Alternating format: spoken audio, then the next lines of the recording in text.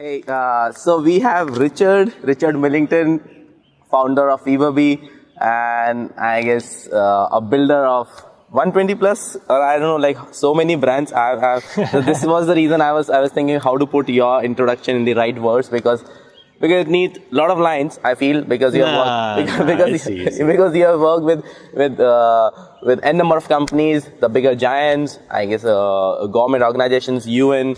And every one of them, and the courses, the blogs, the knowledge which people can get from FeverBee. It's FeverBee, which is amazing. And it's a pleasure to share the stage with you. You people were there from. It's I guess more than a decade. You have been there in the community space, and I guess in India just starting up. So obviously, yeah. So I'm really excited, first of all, to meet you all, like you, Anuj, Will, all these people here. And definitely, we can have a little bit of chat, and people can hear some gyan, we call knowledge gyan in Hindi. Awesome, I'm looking forward to it. Yeah, cool. Sounds fun. So Richard, first of all, about you. So were you always a community person, or or you were not, like from the very starting, like an introvert or an extrovert? Like how do you define yourself? Yeah, so I got into the community space through video games back in 2001, 2002. I got really into that online gaming scene, and I loved that. Probably an introvert initially. Today, I don't really know. I don't really think too much about it. But definitely, yeah, I love just that idea that you could connect with people around the world, feel a sense of community with those people, like all around the world. And I still love that. I still love the magic of a community to do those things. And it's changing all the time, but I just still love how a community works that way. So an introvert, perhaps, but I don't really know. Okay. And what was the first time you got introduced to community management as a profession?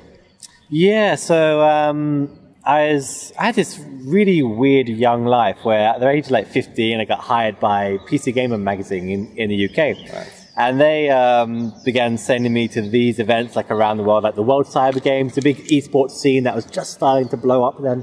And then through that, I began running a community for a website called ukterrorist.com. Probably not the best name at the time, but yeah, that was the name at the time. Was it legal, UK terrorist? Yeah, it was for a game called Counter-Strike, which is a huge game. I have played Counter-Strike for 4 years. Yeah, so there's a whole community around that. And then because of that, I got hired by a company called UK, Interactive Gaming UK, which was all these gaming centres around the UK. They used to organise events against one another.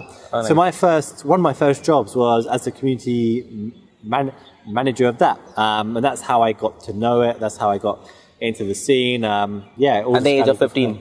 Around that time, it's probably around 16, 17 or so. But nice. Yeah, that's quite pretty much early. And what was the age when you started FeverBee?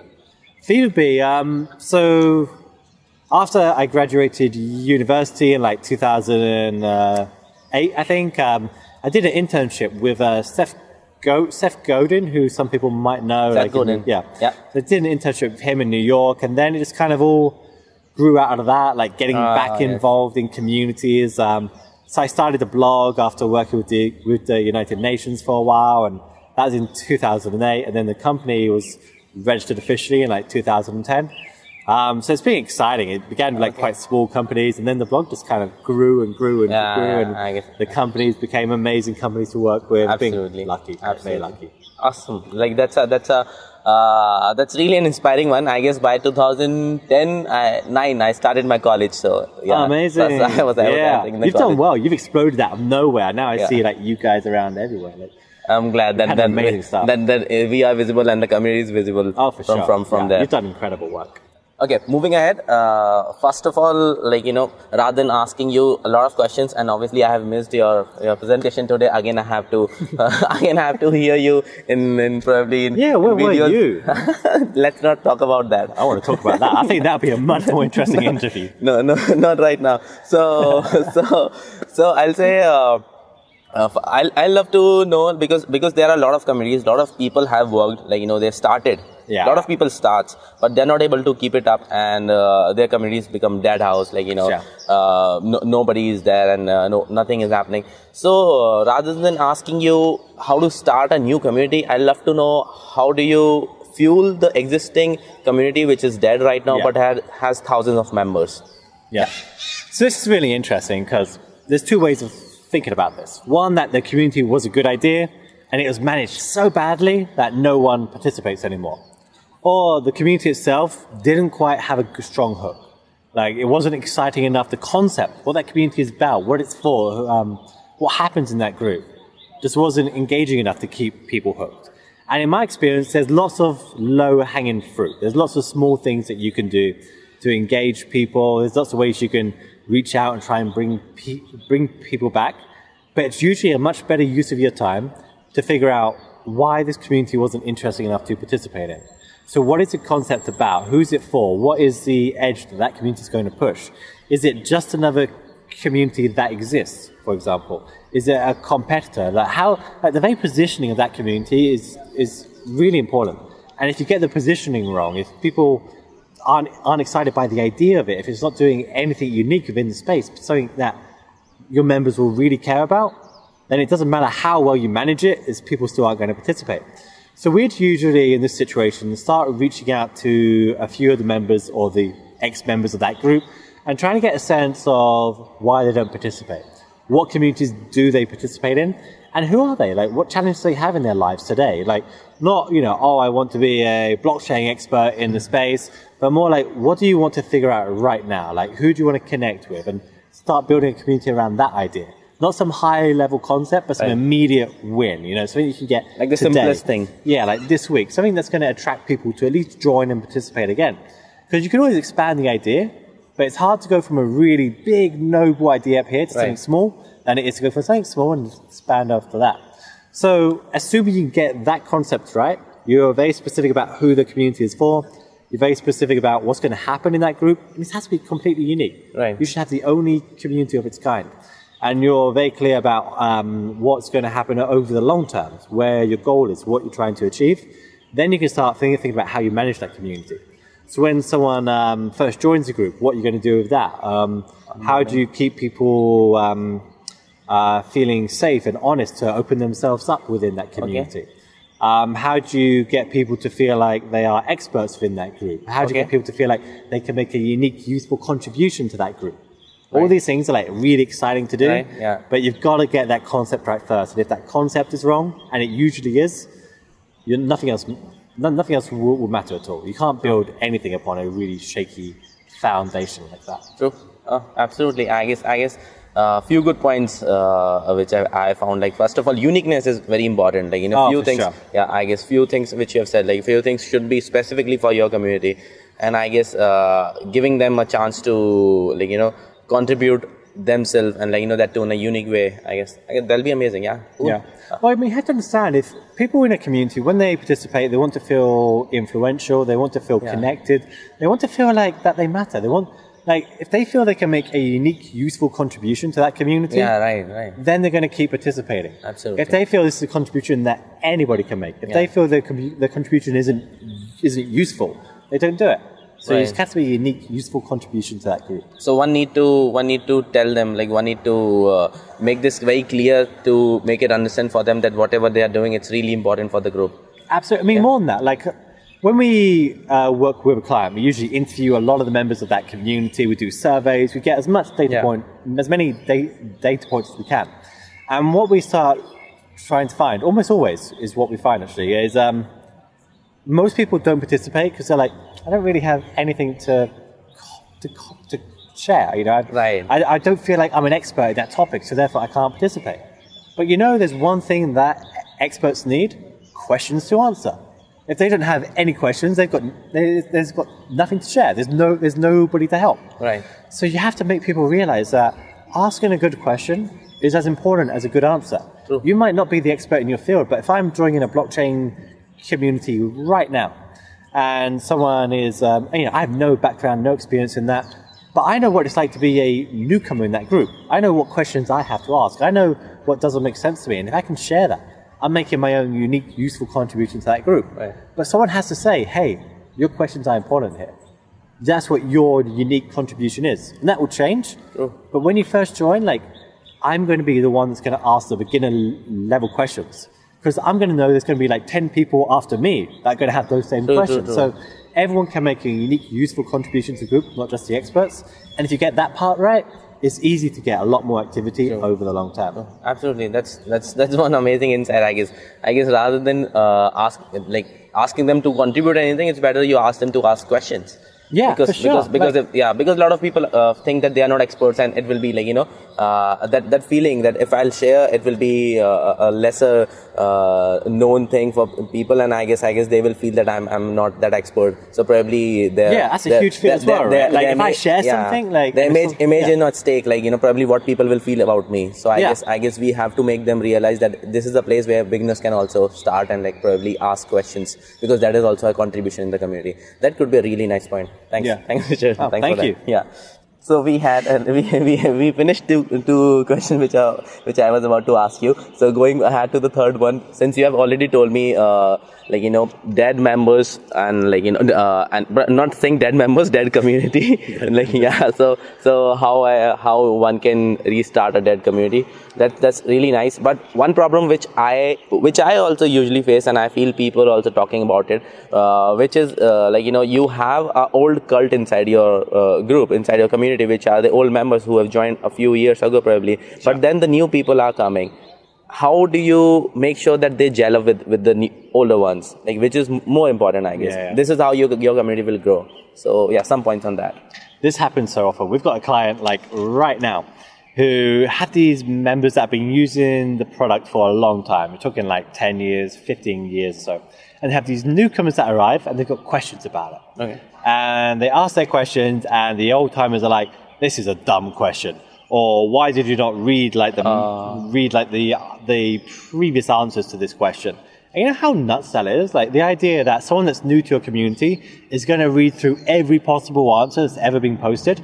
So they get that kind of response and they're like, wow, this community kind of sucks. I'm not going to participate here anymore. So there are a couple of ways of dealing with this. One, a lot of communities have a newcomer area of that community, a place we can ask your dumb questions, a safe place where you can be like, hey, I don't really know what I'm doing. What do I need to know about X? Or how do I solve this issue? Like having a newcomer area of that community is quite a good idea. Another thing we're trying with this client is having a mentoring group. So if you join in the last month, you're put into a cohort group. And there's a top member that's like your mentor. So any questions you have, you ask him. So now you're not spamming the rest of the community with questions that everyone knows the answer to already. You're asking someone specific that gets a real sense of joy in helping other members of the community. And then we have a graduation at the end of that month. And so there's a ritual that you go through as well. Right. So it all kind of connects in a very clever way. So I like systems like that. I think that works incredibly well. One of the other thines that I've seen work really well is that when a newcomer first joins the community, is to be very clear about what their journey is. So if you were to analyze what your members are like at the moment, where do they drop off at the moment? How many contributions do they make? Where do they make those contributions today? Right. You can start looking and seeing, all right, so they might post in the welcome thread and then they disappear. Or they ask one question and they disappear. And then you can time like a notification, or you can time something that they're going to get at exactly the right time to get them to participate more, to make their next contribution, to change how they psychologically feel about the community. And often it's just knowing that their first question had an impact, or it's knowing that there's someone else there just like them. Depending on whatever journey you're going to take them on, whether it's to make them feel smarter, or to make them feel they have their own place within the group, or to make them feel better connected to the other members of that group, whatever journey you're going to take them on, just make sure you're doing it. This is what the first contribution will look like, the second, the third.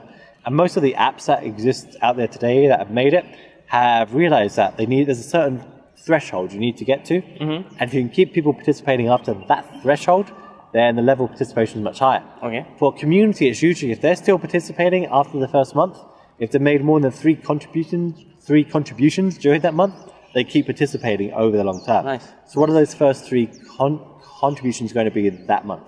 That's the challenge you need to solve. Okay. Oh, that's amazing. That's a good insight. I guess that's a good challenge you have given to me. Also, probably I have to rethink. I hope it helps. Yeah, I have to rethink about the communities which I'm building, and probably put these three questions, these 3 points where this new member will be interacting to the group. Right. Even we thought of involving a buddy program kind of a thing, like, you know, making a list of 10 contributors which are already there, like the top 10, and, like, you know, making them the buddies and probably helping them out. But yeah, mentoring a buddy, I guess. We tried the buddy thing like a couple of times, and it can work, but we just never could make it work. But we found like a mentoring group. You know, like I guess when you get like 100 people with one mentor, something like that, it's more sustainable and works better over the long term. And the mentors tend to get a bit competitive about how many people graduate from that group and stay active and engaged. And that's fantastic for us from a community perspective. You know, it helps the community. So we found that work a bit better than a buddy system. Cool. We'll check that out. So, okay, moving ahead, the last question probably, like, let's not go ahead then and not capture the video, then probably I'll ask you my question which I have in my mind. But the last one could be, like, you know, people wants to know, or probably every community builder wants to know how to incentivize this community. Sure. Like, you know, and since you have been building a lot of communities for different brands and different kind of people, definitely there will be more ways which you have in mind which you can actually give ideas to people. So few ways to incentivize your members in the community. Sure. Let's talk about a few of the options that are out here. So in most online platforms today have some form of gamification, right? Badges, points, levels, rankings, reputation scores, something along these lines. And these can work really well at times as long as it's done right. The problem with, say, a points and a badge is that you take an action, you get some points, and that might incentivize you once or twice, but the impact of that gets boring like quite quickly. It wears off fast. So that has to lead to something else. Right. And that might be, okay, I contribute a couple of times, I learn a new skill from doing that, and then I can use that skill within the community. Right. There's something left behind afterwards. Or it might be, I contribute a couple of times, I start to build my reputation, I want to sustain that reputation. Right. So there's something left behind at the end of that. And that's a really powerful thing, incentivizing people in that way. So it's a case of moving from points and badges to whatever that's going to be. And just realizing that this isn't sustainable. Like, just having points and badges alone isn't sustainable. It has to be aligned to a new skill or a reputation that people want to maintain within the group. Mm-hmm. That's one way. Generally, the most powerful way to keep people hooked is to make them feel they are feeling more competent, more autonomous within the group, or better connected. So the more relationships, genuine relationships that I make within the community, people that I would call friends, the more I'm going to stick around in that community. That's very motivating for me, you know? If I'm a part of a successful group that's going well and I'm a big contributor to that group, that's very motivating. Right. If I am building my expertise and I'm having a big impact, I can see the impact I'm making, that's motivating to me. Or if I have my own area that I'm responsible for within the community, I can see what my unique contribution is. That's very motivating to me. Absolutely. So it's about figuring out exactly which of those things work best for your audience. And it's always different. Like there's never, I wish there's just one thing. Obviously. But generally speaking, the gamification can work well, but it's usually better to get people to do the harder things. Things that are generally going to give them what they actually need. And try and stay away from prizes, competitions, those kinds of things, because they usually get people to take one action, but never another action. It's always a waste of time, and you pay for it, because people then don't want to do the action. Absolutely. So I just focus on that competence. The real things, I guess. The stuff that actually matters, the stuff that we really care about. Absolutely, The problem because of which he joined the community, the solution to it, I guess there'll be the perfect thing. Amazing. Amazing thing. Then, Richard, I guess we should take a halt and thank you so much, first of all. And thank you for having me. It's been amazing. And it's been great to meet you as well. Like finally, that's a pleasure. And probably I'll be in touch, and probably I'll see you somewhere in another conference or something. And we'll definitely try to call you to India. Yeah, like you should come. And it's a lovely country. Plus, like there are people who really need. People like you, probably because they have the reason it's not growing that much because they haven't seen any good examples in the same industry. Like we have very good doctors, engineers. We have these people, but not great community builders, I'll say. So probably they need some some good faces. Probably those who are from outside. I would love to come. It'd be amazing. So cool. Thank you so much. And Thank you so much. Have a good day.